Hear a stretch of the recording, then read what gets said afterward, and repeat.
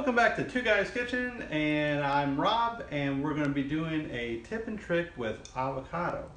So let's go.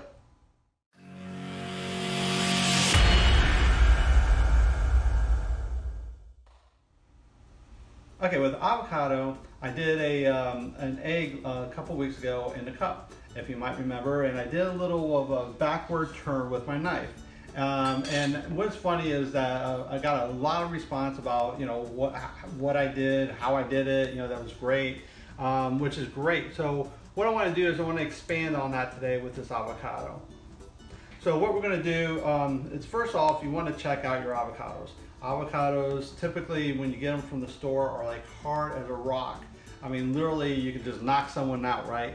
So you want to put them in the refrigerator for 3 to 4 days. They'll soften up. This one's a little on the soft side because I put it in the refrigerator last night for today, and unfortunately a little soft. However, what you do to figure out if it's ready to go is that there's the little belly button. My wife calls it a belly button. I call it a nipple.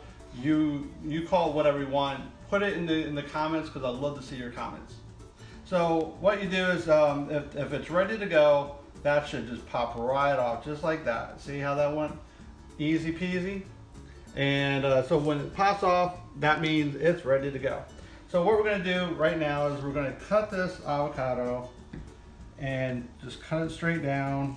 There's the pit. Easy, right? So a lot of people will take the knife and just do one of these, right? That's not the right way to do it. You want to use the back end of your knife and without cutting yourself. There you go. Yeah, it's a little soft actually. All right, hang on. So instead of doing that, you just pop it out. There you go. So when you're doing when you're slicing your avocado, I like to put mine in slices. Some people will scoop it with a spoon. So what you do, just make a couple slices here. Easy peasy. All right. And then what you do is you take the skin and you use the back side of the knife and you just run it straight down, and it pulls it all off perfect. There you go. And last one. All right, so, and that's pretty much it. I mean, it's really simple. The funny thing is that a lot of people that just don't know to use the back end of the knife. Like I said, to pull the pit out, although this avocado being a little too ripe, the pit was just rolling in it.